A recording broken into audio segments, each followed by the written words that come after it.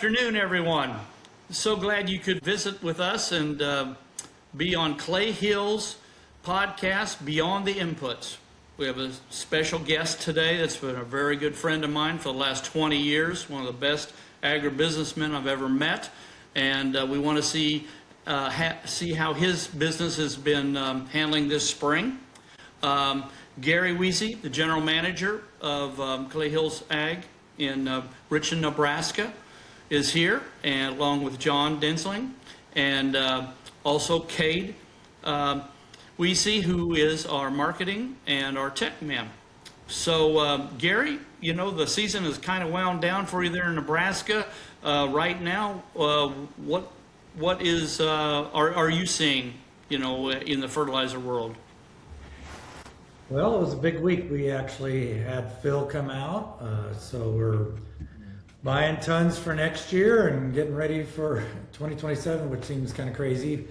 But that's what's happening in the fertilizer world. But we're gearing up for fungicide season up here in Nebraska, which is going to be starting here any day now. There's corn's just starting to tassel and all that kind of good stuff. But yeah, it's going to be another. You're barely getting through one growing season, and we're planning for the next one. Be down in. Yeah. Fantastic. Yeah. Jon, you know, as far as any side dress applications through the pivots, fungicides, what are you all up to there in Nebraska? Yeah, so we are doing some Y dropping. We're using some humic with 32. I mean, as we talked maybe before, we've created some stuff like B32 as our humic UAN product. So we're doing some of that in Y drop. We are doing some experimenting and going over the top with some nitrogen along with humic, trying to see how far we can go without some getting some major burn, but that's all experimental mode, doing some of that along with,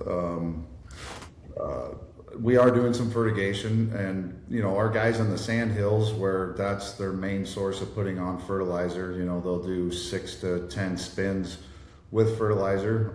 So far those guys haven't gotten much for rain, so they've turned them on, actually pre-watered the ground just to get emergence, and they have not shut them off since. So we are doing some of that as well, and our new thing that we've come out with a product called De-Stress. I don't know if we've talked about that before, but that's been kind of a hot topic. Humic and bulk kelp, and using some other nutrients and I would call them biostimulants to help get through the stress of a herbicide application. And then also we're using it in a micro or a fungicide application where we're trying to drive and carry those goodies past the cell wall of the plant. So that's kind of some new things that we're doing and things we got going on at the moment. So. Well, that's exciting. Overall, how do the crops look out there in Nebraska right now? I'd say really good. I mean, there's some areas where the beans kind of look tough, I would say, but that's kind of somewhat normal. You always have some of the low-lying, high pH stuff that has iron corrosis and those kinds of things. But for the most part, I would say the beans look pretty good. But the corn, I'd say the corn looks damn good. It does. I mean, we're still, if it's dry land, we're still, rain to rain, but so far we've had adequate amount. But I think as long as we get, seasonal rains or average rains, I think they're going to be a real good crop. So.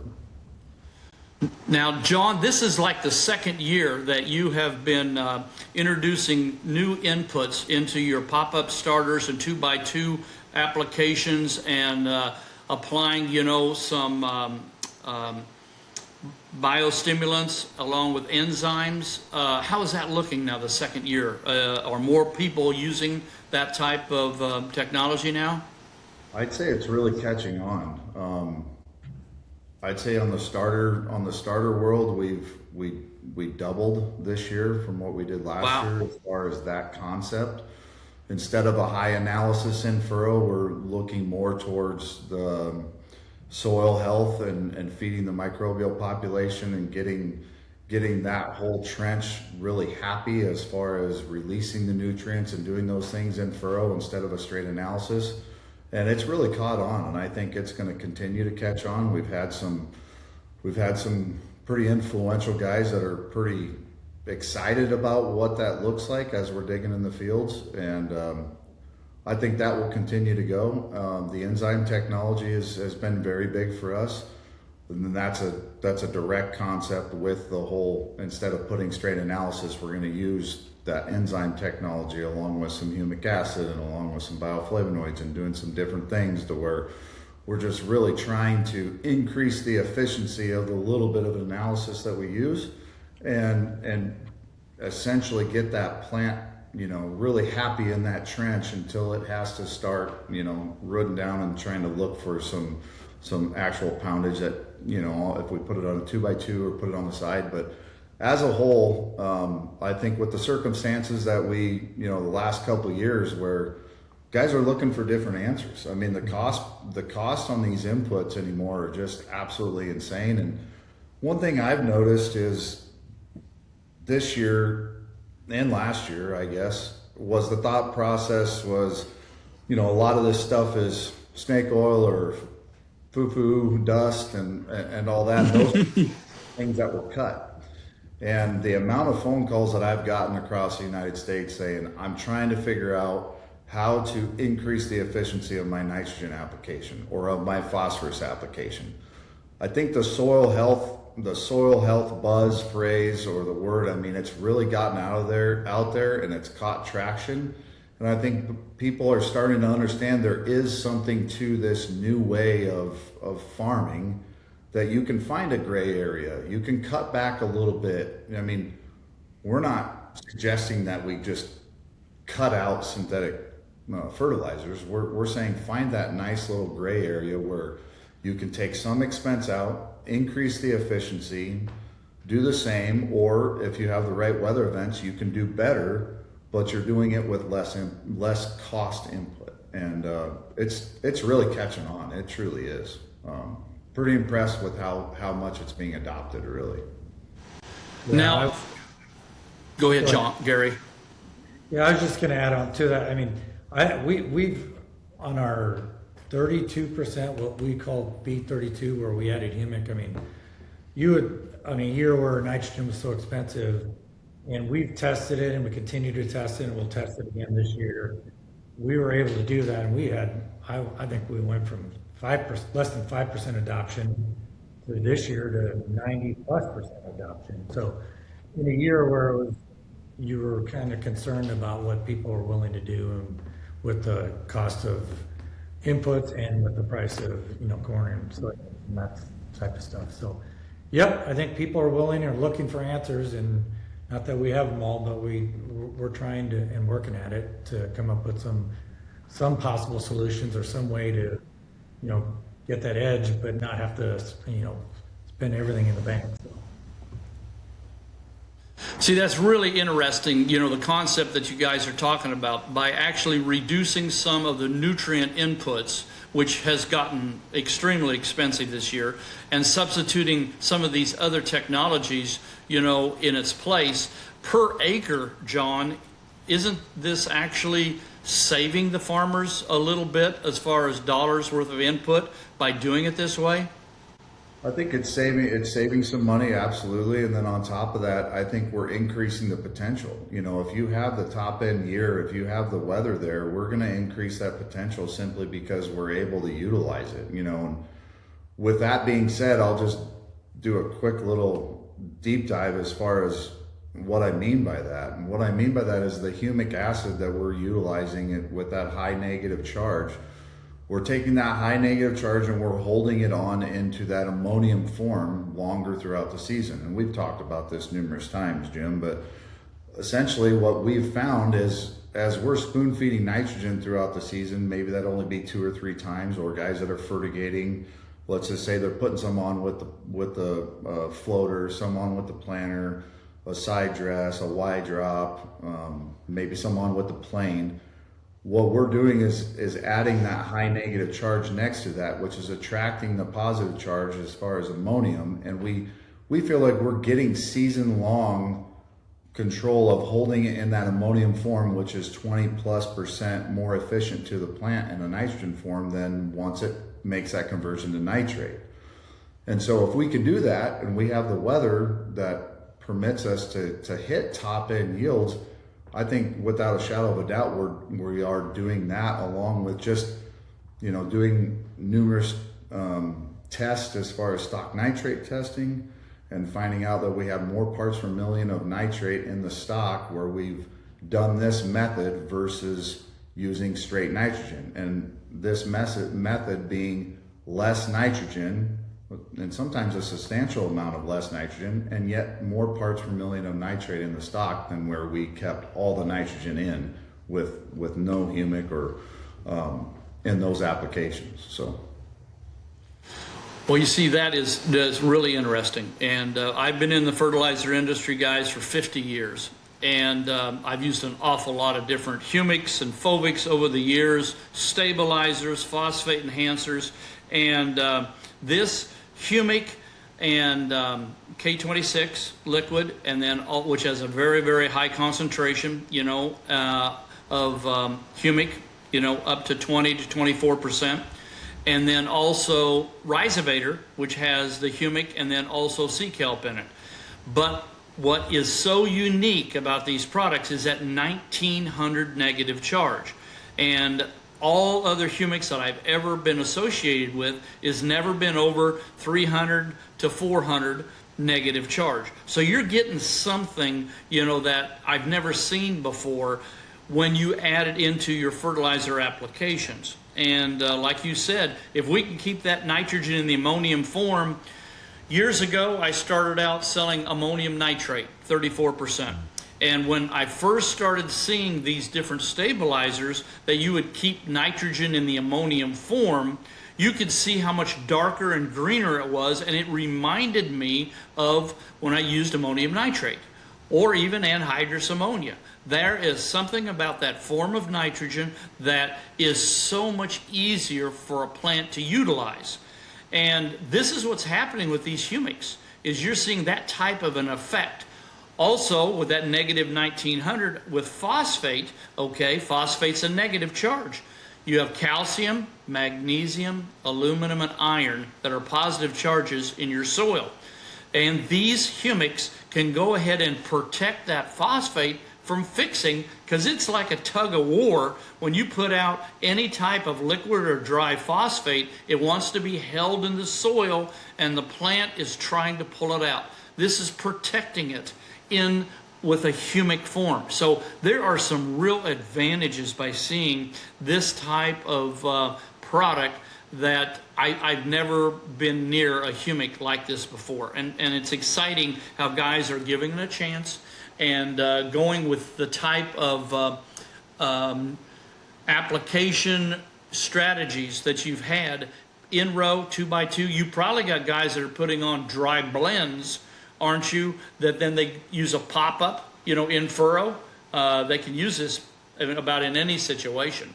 So, yep, absolutely. How many gallons is that pop-up that you've been working with? We typically do an in furrow 5 gallon altogether. The 5 gallon of the acre, a lot of guys will sure consider that, because the tanks don't have to be as massive. They don't have to fill up constantly.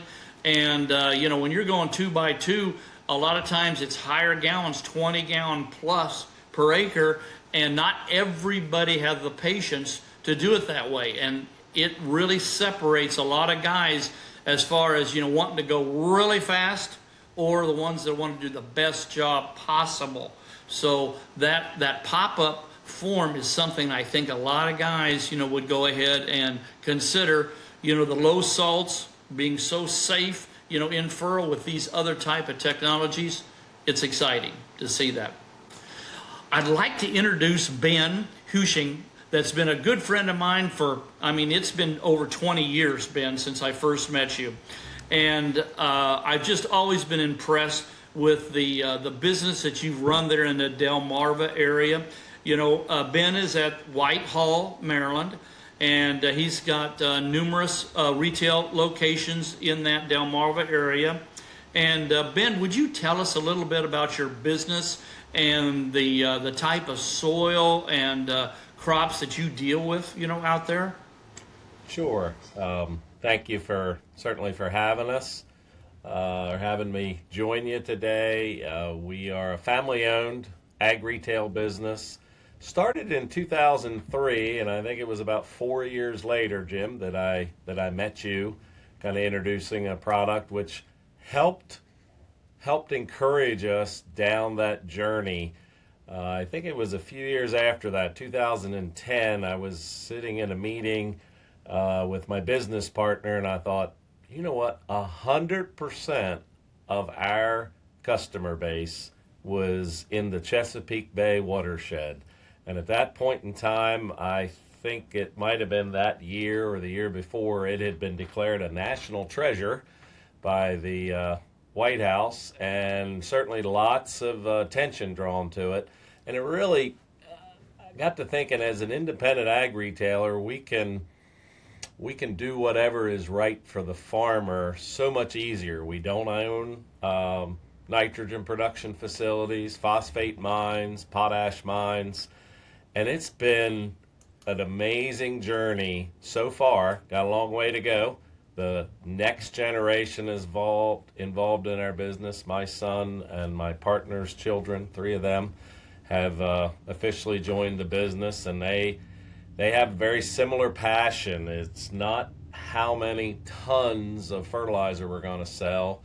It's how many acres we can influence. And in fact, we're not trying to save the world by eliminating fertilizer. We're just trying to use modern technology, be that additives or be that drones or be that yield mapping, to help us put things where they belong, but also with a really strong ear towards all the new things, the humics, the fulvics, just so many things that keep coming at us, and our growers are constantly coming to us saying, would you please help us sort out the real products from the marketing, or agronomics versus advertising, which is what I'd like to say. So that's actually 15 years ago, we started what we call our crop showcase.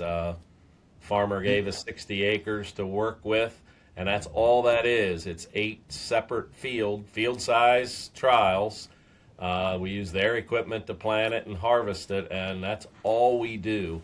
We're not trialing seed brands or varieties. It's all about nutrition, soil health, cover crops, just anything that we choose to try to run 2-3 years of replicated trials with. Just, again, to try to born as a dairy farmer's son, trying to bring real answers to the farm gate instead of whatever might make us a real big margin for 2 years. So you sell dry fertilizer along with liquid fertilizers, custom application. You handle Right. about everything, don't you? Yes, we do. We actually get asked about twice a year, do you guys plant? I'm like, nope, we're going to let the real farmers take That's care the next step. no, we're good. We're good right where we're at. But yes, we'll do weed control for folks. We spread a lot of dry fertilizer, which is funny how that has grown in the last 10 years for us, because we have the latest and greatest technologies. We're helping with variable rate fertilizer applications. We have split bins on all of our dry fertilizer rigs. So the old days of the Wilmar cart and put a blend in for the whole farm, it's crazy how that has changed. And it's the equipment has gotten so much better, and of course the technology has gotten a whole lot better for us too. Well, it's exciting. And I know in your area too, Ben, don't you have an awful lot of manure that's applied onto these fields? So we do. So my office is in Maryland. Probably 60% of our customers, our acres, are in Maryland, about 40% in Pennsylvania. And the next county up in Pennsylvania is full of chicken houses. And when I say thousands of tons of poultry manure gets hauled into our part of Maryland in the winter, I'm underestimating that number. I'm not exaggerating it. And obviously, that's had a big impact on fertilizer sales in our community. But again, we've used that as an opportunity to try to help the farmers figure that out, because we really believe in a balanced system. And as great as poultry manure can be when it's added to a farm for a while, if it's left unmanaged and just broadcast all I can get, we all know in a few years we're going to have some serious issues. Like we've seen calcium rates get in the high 80% base saturation in soil samples from folks who have repeatedly put layer manure. Think about layers, broken eggshells, calcium, just some of the unique things. So a great thing can be bad if we overdo it and, again, get it out of balance. Isn't your phosphate levels getting extremely high with all that manure that's been applied there?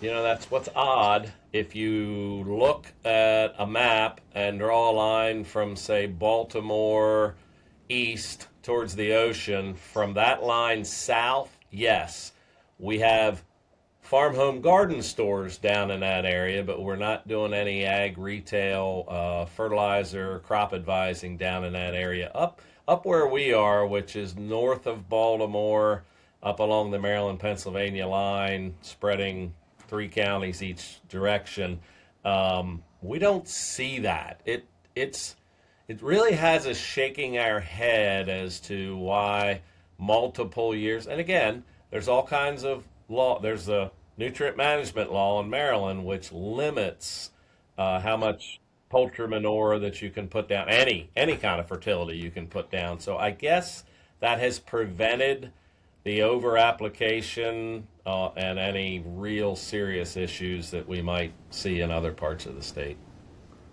So, as far as your type of soil, I mean, do you have low CECs, medium, or where does it actually run mostly? Jim, that's You see it all all? relative. That's all relative to what low is. You know, it's funny. Yeah. So when I started in this business, probably a couple years after you, when you said how many years you've been in the business, I thought, ooh, my number's getting pretty big too. So when I started working for what then was a local co-op, I can remember CECs 4, 5, but everything was plowed and disc. And in this community, probably in the 90s, pretty heavy commitment to no-till. Cover crops really started ramping up in the early 2000s, mid-2000s were very aggressively spread. So now we'll look at CECs in that 8, 9, 10. We see some exceptions above that, and there's probably someone that's going to listen to this and go, I would call that critically low. But in our community, for us, we've seen those CECs. Is it all because we stopped moldboard plowing? Is it all because of cover crop? No, I think it's back to that whole system. So many things have changed through that process. Now, over the years, Ben, you've used a lot of humics, haven't you, there? Yep. It's funny. We weren't ever taught anything about humic acid in a land-grant university, or at least not the ones in the East. Not naming any names, and they still don't talk about it, to be frank with you.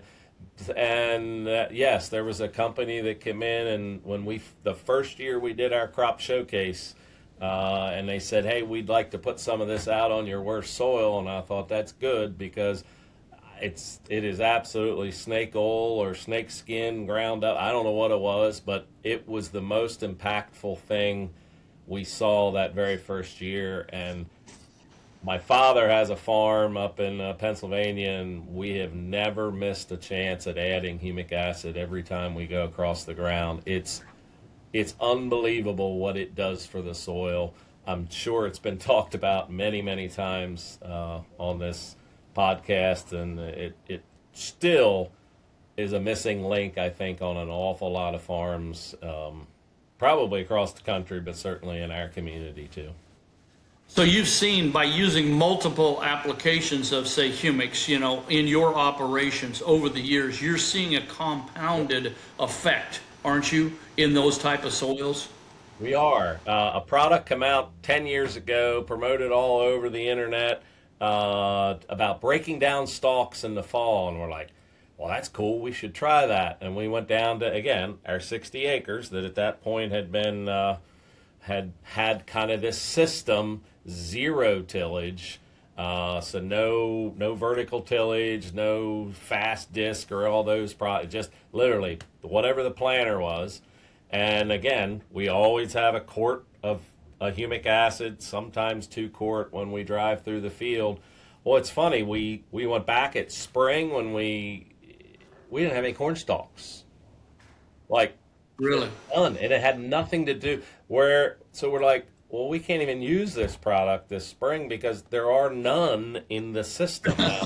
Now, don't get me wrong, and that was at that time, it was probably 200 bushel corn, 210 maybe, not to exaggerate. And of course, it's GMO corn that doesn't break down as quickly. It had everything and every reason, and it really, again, the accidents you stumble upon. Then we started looking at some of our farms that we work with, and not to get off into tillage, no tillage, and all that, but boy, there is a real difference if you let that system begin to build and work. Is it all the humic acid? Probably not, but boy, it sure, that process just began taking us, Jim, down a road of thinking of things way differently. I can't remember the last time we had to apply an insecticide on my father's farm. And again, we're not anti any of that. I got plenty of it here in the shed, but it's just, when you allow that system to get started, it does an awful lot of work for us that we don't necessarily think about. Now, John, aren't you seeing the same thing there in Nebraska where you've been putting humics on multiple years and seeing the change, in the whole soil structure out there, the same as what Ben has seen? Yeah, I would say that it's taken quite a while. Some of my growers that I've worked with that have had humic acid, I would say to really start seeing that whole ecosystem coming together, like Ben's talking about, I would say you get to 6 to 7 years. And then I really start seeing that full ecosystem working. I mean, we start seeing a lot more night crawlers in the ground. We start seeing, one of my biggest signs that I've noticed is guys that got the humic acid and a lot of things. It's a systematic approach. It's not just one thing or one product, like you're saying, Ben. It's a lot of different things. The no-till guys, the guys that are doing cover crops, they're putting humic acid in every application they're going on. They're using biostimulants. They're using some, a lot of these like sea kelps, and they're doing a lot of these different things. One of the main things that I see is tree frogs out in the middle of a cornfield. That's one thing that after 5, 6, 7 years of building this full ecosystem, that's one of the tattletale signs that I can tell that it's truly working. Now, the first tattletale sign typically is the structure. The ground structure starts to change, and that's usually around 2nd to 3rd year, just depending on if you're using the liquid form. I always look at it that I'm pairing it with liquid. I'm increasing the efficiency of the liquid the liquid fertilizer I'm pairing it with. When I look at the granule humic, the extracted humic, 7% extracted humic, basically what I'm doing there is I feel like I'm really trying to treat the soil and really get that ecosystem going, get a carbon enriched soil, get that up and going. And I typically see year 3 where we get a little bit, you can actually tell soil structure change. And I'm sure between all of the systems you had mentioned, Ben, that's probably a very good reason on why you built your CEC up. One question I had to that was, one is your phosphate, so your P1 and your P2s. I was curious what those numbers are. And then the second question I had was organic matter from beginning to now, or somewhere in that 10-year frame that you were talking about. I mean, have we built organic matter along with the CEC? we have. The organic matter is one of those that I would say confidently, I don't think we've moved more than from a 3. I think we used to look back in the day. We'd look at a soil sample and we'd see a 3 organic, and you go, yeah, okay, that looks good. And now 4, 4.5 in that same farm, and we still see some. And again, we scratch our head because that's what Mother Nature does to us in the agronomy world, makes us scratch our head, is where we've got many years of poultry manure, and we go back and look at some of their samples from 10 or 15 years ago. Sometimes we don't see it move at all, and we almost don't see the phosphorus move at all. And I mean, I get it. In the pigs, they've stopped adding phosphates to the feed system.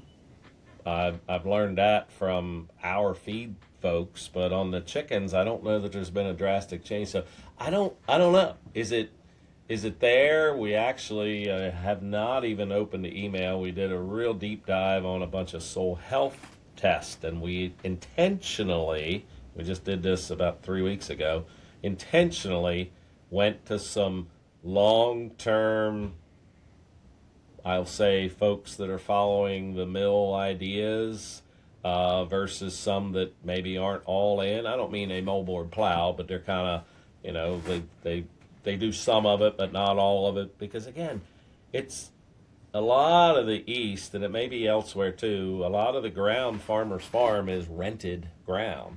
And there's certainly in some of them a hesitancy. Do I spend, and humic acid's less than $10 an application, but still they tend to manage it different. They may not spend the extra money on the cover crop and some of those things. But again, it's back to that's a really long answer. So to say, I would confidently say we've moved from 3 to maybe 4.5 on a farm that has changed. Now, Gary and Jon, you got a lot of manure up in your territory that you've been using humics on. Are you seeing a real difference in that type of ground too? Yeah, absolutely. I think the biggest thing was, and I'll bring Gerry in on this, through our manure ground, you would say that, we see probably more of that high phosphate effect than maybe what you're seeing, Ben. And we do have some chicken litter, but I'd say most of it is cattle and hogs. And for years you've been battling with high phosphorus, right? A decent number. Yeah, but compared to where we started, where they were in the single digits, parts per million, but now we could have 50, 60, 30, 40.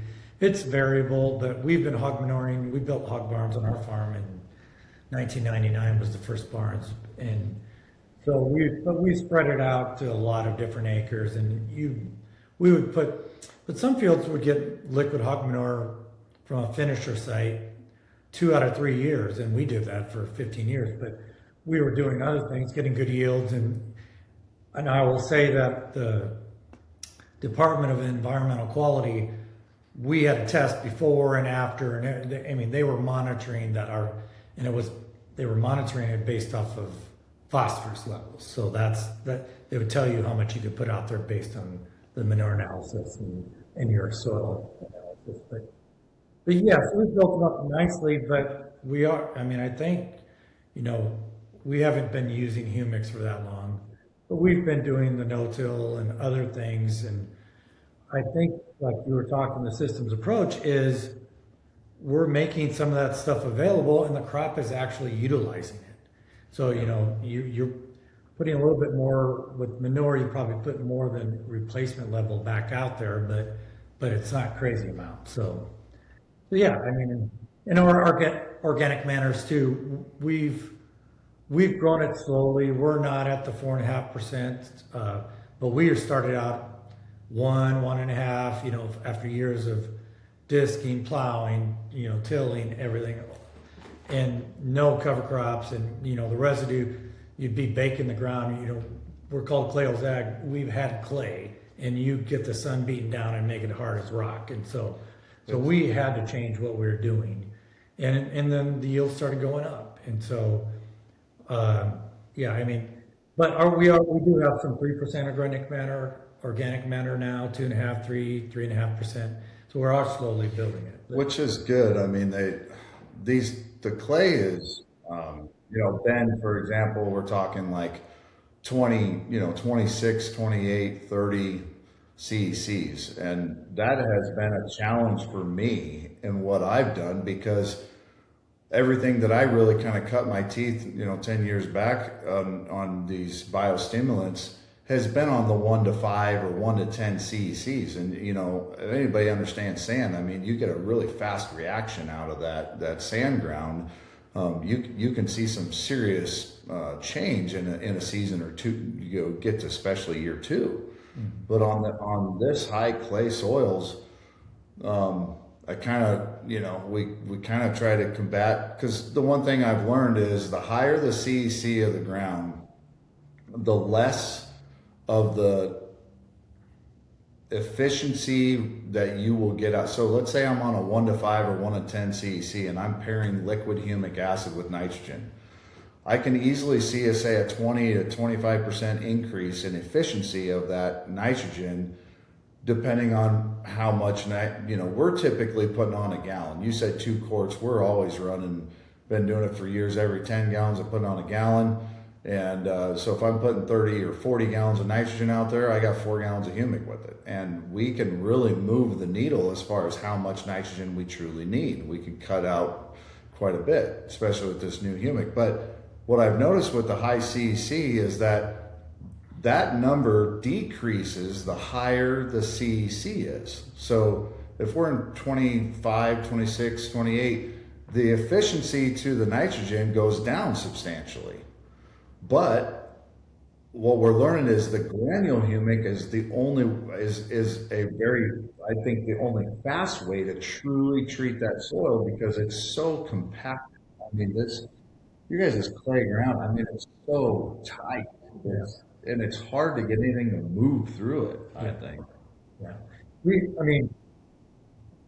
So on one of our first fields that we back in the, we're all dry land, and if we get 20 inches of moisture per year, that's really good. And on average, I mean, you could be on average during the growing season, 15 to 20 is huge.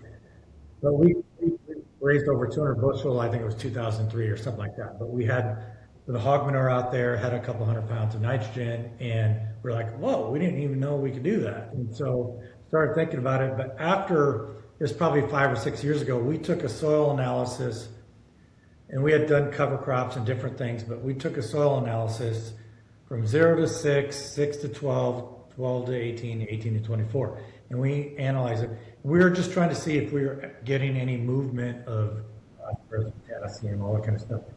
It was actually pretty shocking how much we had at 18 to 24 and 12. So we would put ryegrass out there, but if you do the right thing and you do that systems approach and you work with, even though you're in tight soil, you can't get nutrients down that well. And people used to say, well, you need to drip it, or you need to do.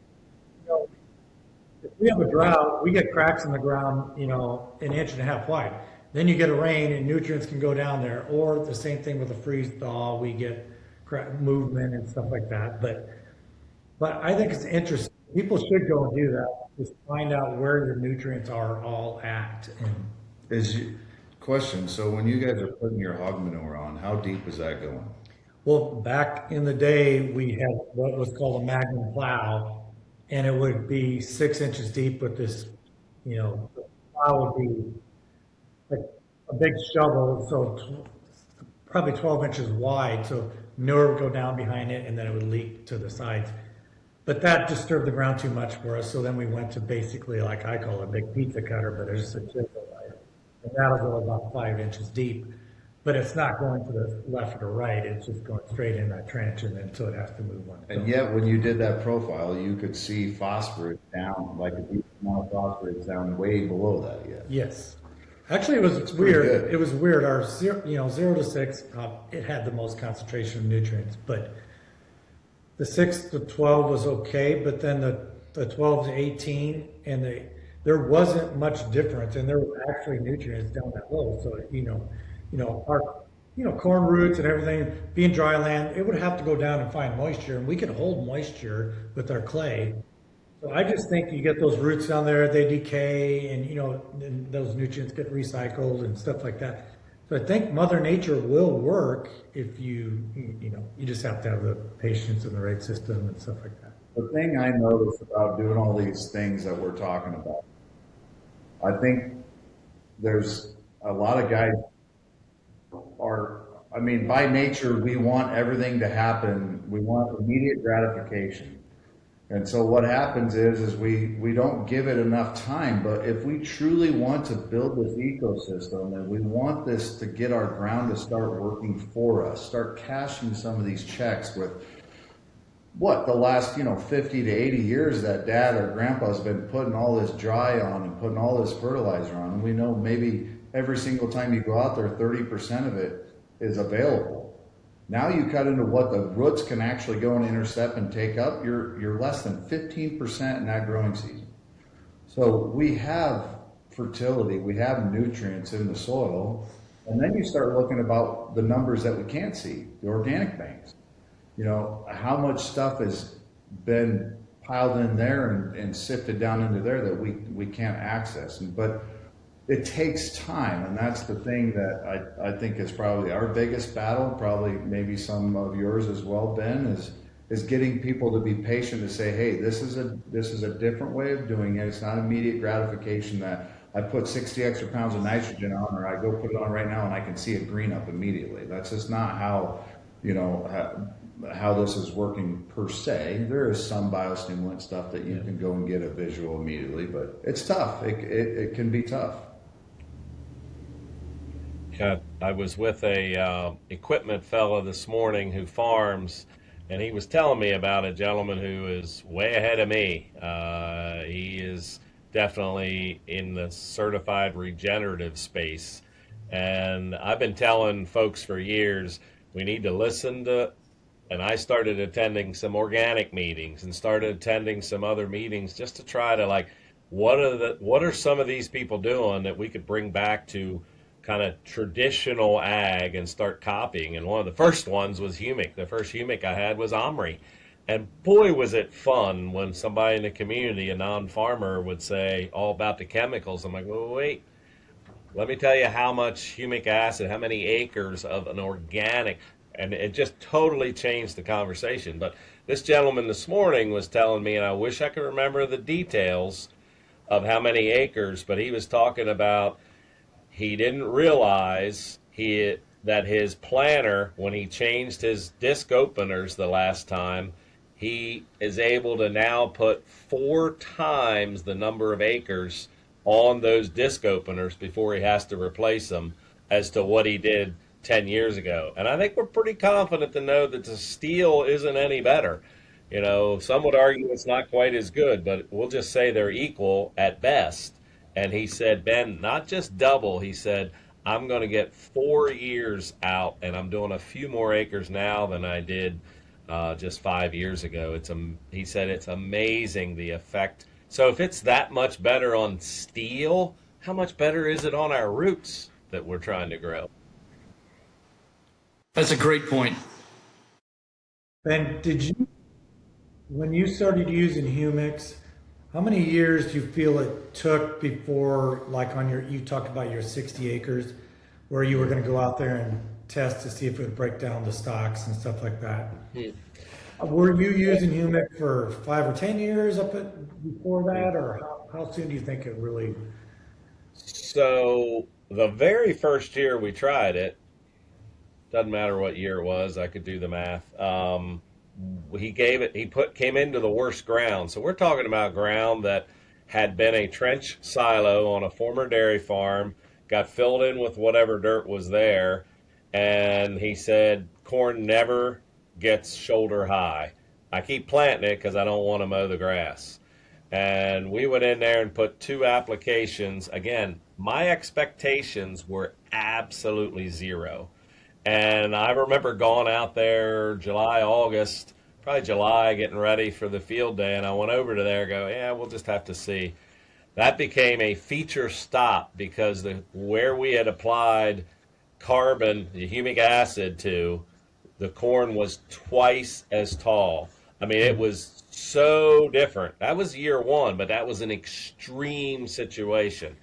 But as far as improving the soil to where corn stalks are breaking down, etc., that's something we weren't even looking for. We were all just staring at the yield monitor. What's the yield monitor say? Because that's what everybody wants. We want the next product that's going to give us a 6 or 7 ROI on things, and we're so focused on an individual, add this little juice or that particular product.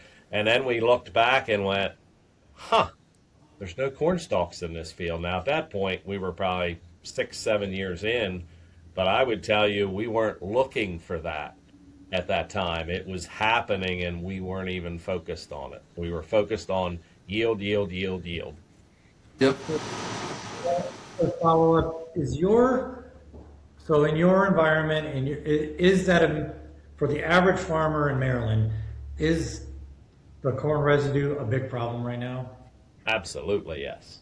Yes. Okay. That's why the machinery dealers are loving life, because they're selling these vertical tillage devices, various brands and names, and I see large acre farms especially running over all their ground. Makes it look really nice, kind of like we all loved how a field looked when we were all done and we mowed the stalks and did all those things.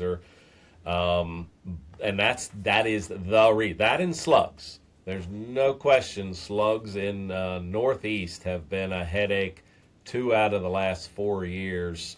What all is that? You certainly can't deny cover crops can be playing a part in it. That's a whole nother hour-long show that you folks can do sometime, talking to some folks in the East about slug management. But so that's clearly one of the reasons that they want to bury those stalks and get them broke down.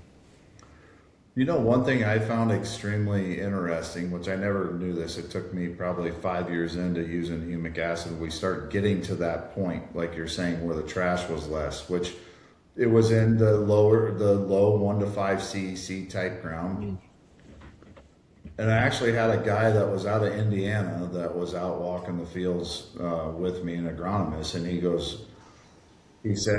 told me that you would start seeing trash, get broke down easier. And what I thought by that was the stalk, you could see the standing stalk split open, and maybe due to weather, it would start deteriorating faster and those kinds of things. And he explained to me that if you build the correct ecosystem, that will then get night crawlers, and you will have a huge population of night crawlers. And what happens is those night crawlers come up on top of the ground, and you have a piece of trash sitting there. And when they go back in, they pull it down into the ground, and that's exactly what happens. I mean, a lot of that stuff where it looks like it just disappeared, it's getting pulled down into the ground.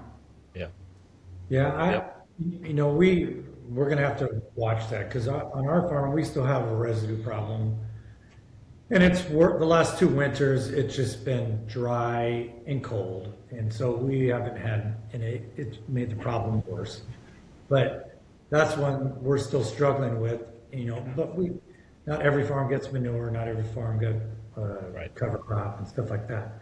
But it'll just be because we've really started using the last couple of years humics a lot more. So it'll be interesting to see that all they do where it's really the trash starts.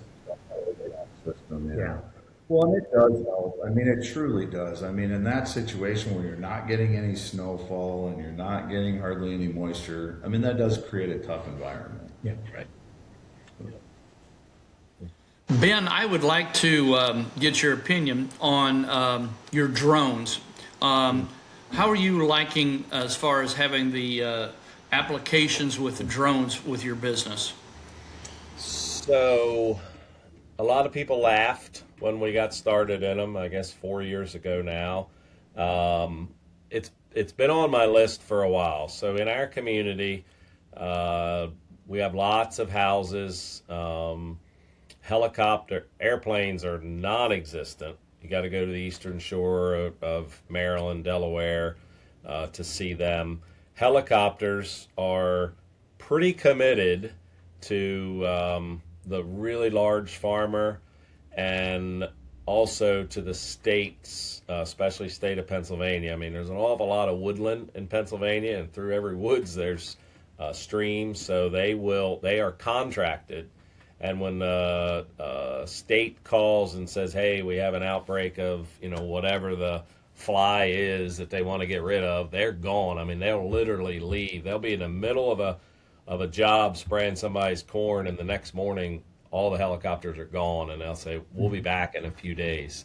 So they're not reliable. And I want to know who was never going to buy a helicopter, didn't want to be in that space. So it was on my to-do list, and I had a spreadsheet, and I would attend meetings, etc.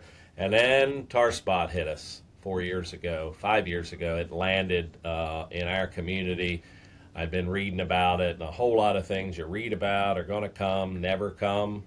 This one did come. We quickly pivoted, and I remember telling my business partner, we will not make money on this, but I truly believe if all the guessing is the tar spot's going to get worse, we already know we could probably fly in our community just for gray leaf, because that's impactful. But this first year, we're going to figure out how to fly this. We're going to figure out, first thing we figured out is it took us 9 months to get our license. Back then it was just drudgery, and we're also have a bunch of no-fly zones because of various DC rules, depending on who's flying home that day, etc. So we began the process, probably did 1,000 acres that first year. So we actually did a little better than we thought. We're charging more than a helicopter because we're different. We got to hire. We don't cost as much to buy, but we're sure not going to get many acres done. Well, now we've kind of progressed. We've learned when a helicopter would come in a community, our phone, again, we're an we're also farm home garden store. The phone would start ringing here from our horse feed customers, chicken feed customers. Is that you that have the helicopter in the community? They just flew right over my house, and am I safe? Just all that stuff, because they know who we are. So they'd start calling the counter. When we showed up with the drone, never would I have dreamed this. They start calling their neighbors to come out with their video cameras. I think it's the coolest thing they've ever seen. Because think about it. I didn't think about this ahead of time. We get to the edge of the field, we pivot and go back. Those guys are unbelievable, but when they come to the edge of the field, they're going somewhere, but they're not doing a 180 and headed right back. So it's just dynamic, the difference. Zero complaints, all kinds of social media video. This is amazing what the mill's doing, and it's like, never did I see that coming from the general public. So we've gotten it. It allows us to confidently say to Farmer John, Farmer Gary, Farmer Jim, yes, we can get your acres done. Give us your maps ahead of time. Let's get it loaded in. We have a second one now, and we don't need a third one, but we are keeping up. You got to flip them every 2 years because it's probably worn out or too old. Almost like a cell phone or a computer, but it's really helped us fit a niche. We're never going to get, 15,000 acres done with a drone. We're with 2 drones, but it is satisfying an awful lot of growers who want to do what the 10,000 acre farmer's doing in our community, and that's apply something on it, that VT or R1, to preserve yield, grow yield, whichever way you want to look at it. As far as the job of that it does, are you very, very happy with the coverage on what you're seeing with these drones? So probably year 2, we got connected with the University of Maryland. There's a fellow who got his master's in fungus in the vegetable world. Then he moved to Harford County, Maryland, Andy Ness, and he would never say this, but I think he was concerned, like, you're going to market this as a fungicide application? Do you even know what? So anyhow, he quickly volunteered, do you want me to come out and work with you with water-sensitive paper? So we waited till corn was near tassel, and he helped us set this up, and we went out with like 6 different mixes and various, everybody has a product. This is before you could find the word drone on anybody's surfactants or anybody's fertility, and he helped us establish what our real swath was. And at the end of the day, he ran it through statistics, and he said, I've done a search of the U.S. of the helicopter and airplane people. You're getting the same percentage of fungicide to the ear leaf that they are, that they consider a satisfactory delivery. So then a year later, we had a slightly different product, a different fungicide we wanted to use. Well, let's try it. We brought him out again, and ironically, the next door neighbor, large farmer, had a helicopter in. We knew we checked, where are you going next? Ran into those fields, set the water sensitive paper up. We got the same, not statistically because we didn't do it in 5 different fields, but we got the same numbers as they had. We have a lot of confidence. I'm a podcast fiend, so I've listened to several universities in the Midwest that trialed. Drawing blank on the names, you all would already know them, and they've really, we have a lot of confidence in it. And then in 2025, tar spot came early, was ferocious. We had fields by the middle of August that looked like you had begun to apply paraquat to them.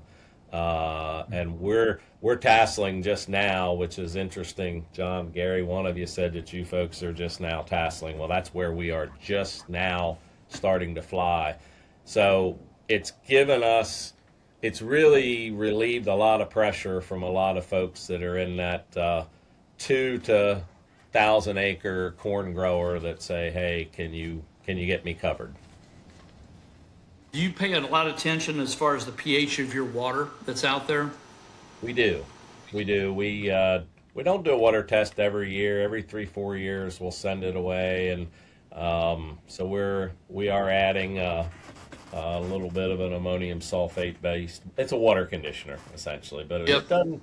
We're blessed. It doesn't take much to move ours. It's bad for business because we don't get to sell much water conditioner, but Yeah.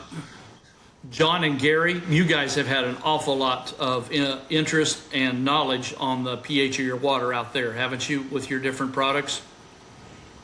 Yeah, we've learned that we have to treat our water. I mean, I think our well originally was, I think it's 7.9 or 8.2 or something like that. So it's pretty high pH water. We bought a water treatment system where it's an ozone system, and then it's also injecting hydrogen peroxide, and so we bring it down to about a 6. But yeah, I mean, as a whole, even just our last podcast, we learned. I think we learned a lot there. That was pretty dang interesting as far as bringing it down to a 4.7. And then you can apply with way less carrier that as far as a ground rig, and that was pretty interesting to learn. And claims that, what was it, 6 gallon or something? Yeah. 6 gallon in North Carolina there. 6 is Kevin Matthews. He's 6 gallon, and he runs it to I think it was a 4.7, I believe. And he claims he's getting a better kill doing that with a ground rig than he was putting 15, more gallons of coverage in it. And I mean, it does make sense, but we found the pH to be extremely important. I think everybody would agree with that. Our starters, our fertilizer formulations, blends, those types of things, our in-furrow stuff is I'd say between 4.8 and 5.8. And we've learned through working with some folks that really pay attention to those things in their organization, that it's very, very important to be in furrow between around 5 to 6, and we've found some very effectiveness with that. But I think it's absolutely 100% important. Yes. Our last podcast, Ben, we had Kevin Matthews from North Carolina on it, and he's just a great farmer and technician. He does everything right. And we asked him, was there one thing that really stood out to you that you did or tried this year above others? And he said by far the thing that he was most impressed with is he dropped the use rate of 6 gallons to the acre on ground rig applications of like insecticides, and also with the pH, bringing that pH down to a 4.7 and having a lower carrier rate per acre. And also, Ben, he said that when these hot days like we're having right now, from 10 o'clock to 4 o'clock, they absolutely do not spray. They shut it down. And he had a friend that did a test on the farm where they sprayed every hour the same mix in the same field in 24 hours. And there was a difference by the time of day up to 12 bushel to the acre, just the time of day that it was applied. And most of his products that he sprays is at night because of that test that they went and ran. He said it is unbelievable. Guys that were spraying from 10 o'clock to 4 o'clock, they weren't even getting a response at all. But they would turn around on the same field and spray it at night, and it would be a difference of 12 bushel per acre. And he was blown away, and I just cannot get that out of my mind, what a difference that he saw. And I wanted to bring that up to you because this is something that these podcasts are all about, beyond the inputs. What guys are seeing in their, business that really has shined, and I wanted to bring that up to you because that really was amazing to me on what Kevin learned as far as the rate, the pH, and also the time that he was doing his applications. So it's amazing. I'll be listening or watching that here before the week's out, I can promise you. Thank you for that. It was amazing. And it's just something that we hope to be able to spread these type of practices for everyone to learn from these different experiences. And that's why, every 2 weeks we're putting on a show. We have another special guest, every single time. And we learn from everyone. We're learning things that's working for you, Ben, over the years, the different technologies, and this is going to be fun, I think, to go ahead and have a library of all these different shows and different ideas that we can learn from. And that's what I wanted to bring up about our last show, that it was amazing. And so is there anything else, Ben, that you would like to talk about, today? I don't think so, other than the one thing I've learned: the grayer my hair gets, the more I need to learn more. I say this all the time. I wonder.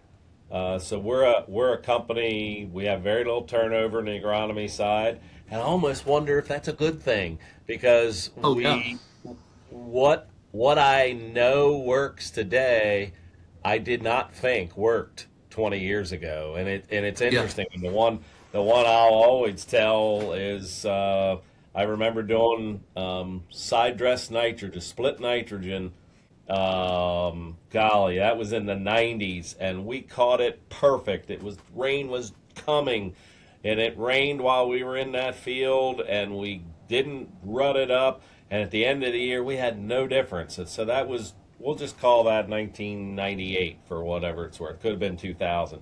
Fast forward 2014, machinery's different, but we had kind of a wet spring. So we started doing some side dressing, some second application, and immediately saw results. And no one at that point in our geography was doing any sort of split application of nitrogen. Now, if I say 95% is split applied, I Yeah. would not be. So what I knew didn't work 15 years later, you're crazy not to be doing it. When people ask me what one thing, a new customer will say, what one thing should I change on my farm? I tell them, first step, are you applying your nitrogen all at burn down? And if they say yes, then I say, don't put more on, split it. And I'll pay for the application if you don't see a yield bump. Then down you go, start moving down the journey of stabilization, and we've moved our core customers from about a 1.1 NUE on nitrogen down to zero point 0.7, zero point 0.8, comfortably zero point 0.8 every year. And then depending on the year, sometimes, and again, some guys are a little lower than that. Not everybody's there, but those are the things that I'm excited that I can look back and say I have helped to impact. Again, back to when the homeowners start asking me or telling me about Roundup and what we're doing in the community, I say, sit down. I have some fun stories to tell you because we apply less fertilizer today per bushel than we did 20 years ago, way less than we did 30 years ago. One thing that I'd like to bring up, Ben, today is we got a really good customer that called us on Monday and said that they're doing a lot of applications like fungicides, different things on beans and corn. And we have a product called Rhizovator, that's got sea kelp in it along with the humics. And he said, I really, really would like to go ahead and use some of that in with these applications, but I need to know, from an authority on exactly the benefits of doing that. And we went and reached out to a soil scientist for Omni named Rita, and she went and sent us an email. And I believe I sent that to you on what Rita broke down. And Jon, you've been doing this, over the years and seeing the difference of this sea kelp that Omni has in with Rhizovator.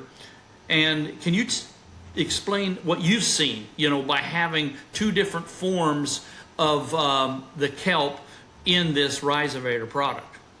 Yeah, well, I mean, basically, there's just a synergistic effect going on with this bull kelp, and the bull kelp being cytokinin and auxin dominant, and it's basically a 50-50 blend, which in itself is unique as far as its performance. And then you add that high negative charge humic, and there is a synergistic effect there between having humic and doing what humic is doing, along with using that bull kelp as a huge mineral pack to the plant. And so we really like to take a little bit of fulvic and drive that in past the cell wall and get that bull kelp really working in the plant. It's been huge, and so it's kind of like we were talking about that de-stress earlier, but yeah, we've done very good things. That's probably going to be our number one selling product, I would say, as far as biostimulants moving forward. It's just such a punch. It gives you an added value on top of the humic acid. And again, I'll say one more time, there is one hell of a synergistic effect between those two working together that, we got some pretty influential guys in this business that have said, I don't know what you did here, but whatever you're doing here is doing some really unique unique things at these stages or these times. And that's the Rhizovator product. So I would add to what Ben said, and then I'll kick it over to Gerry. I truly believe that it comes down to we got to find a win for everybody. And if we can find a win for the end user, and we can help us in this industry, and we can help the end user be more efficient, and at the same time go into making it efficient for the regulation standards and for making it safer for everybody, the drinking water, that type of thing. And I'll let Gerry talk to that, because I know that's something that's one of the very first things that when we started talking about doing these things and creating B32 and creating these products was the main focus that Gerry had is we can check some boxes. Yeah. I mean, it is important to, we talk about the environment, and you talk about talking to your neighbors and people that are not in agriculture, we are doing good things. I mean, and if we put 10% less nitrogen on the ground, that's just 10% less that could leach away. And you talked about split applying. After that's another way. I just want to add to your story and how kind of bullheaded we get sometimes, or it's stuck in what we're doing. But we in 2011 happened to us on our farm. We had ground that we had hog manure, and then we had commercial fertilizer in another ground, and we put it all up front, and that's just what we did. And we had a lot of rains, and I'm sitting there in June thinking, gosh, it's going to be awesome. It'll be, dry land. Usually moisture is our limiting factor. And we go, and all of a sudden I start seeing yellow hills because, by the end of June, beginning of July, there was no way. We didn't have wide drops. We didn't have any way to put any more N out there. We get to the end of the year, we harvested, and that was where we ran out of nitrogen in those acres. It was like 160 bushel corn.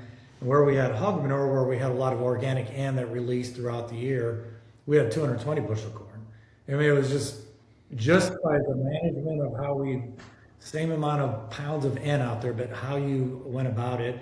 And we weren't intentional with hog manure, it's just the way it was. But so after that, we started split applying, if it could be out there 3 different times, we'd do that however we could. But the bottom line is all that nitrogen got leached away. I mean, it was just gone. And so same thing, whether it's phosphorus or anything else, by how we do that, if we can make it a win for the environment, it's not going into our drinking wells, it's not going down the stream to the Gulf, it's not whatever, well, that's a good story. And it's not just a story, it's actually the right thing to do. And so that's when you talk about a win for the environment, talk about a win for any family that has drinking water that's tainted or whatever. It's a win for the farmer. They're not spending money on a product that's going to leach away, or it's going to be gone, or they're wasting. It's good for us, our industry, and as a whole. So that's kind of what we look for. And between all of us, I think we need where we are doing the right thing, we need to talk about it, and where we can get better, we need to get better. So and whatever that is, and learn from each other like we're doing today, I hope. So. Absolutely. Ben, I want to thank you so much for joining us today. We learned an awful lot, on what's working for you in your area. And Gerry and Jon, this is exactly what we need, I think, is to learn from, Ben, and then also, what you guys are all doing that's such a success in Nebraska. And I sure thank you for your time. Well, Jon, Gerry, Jim, I love what you're doing. I took a page full of notes, so I learned way more than you folks learned today. I can assure you that. Thank you for letting me be a small part of it. Thanks, Ben. Appreciate it. It's great to meet you, and I'm excited to get to talk to you hopefully more over the years. So. Yeah. Thanks so much, guys. Thank you. Bye, Jim.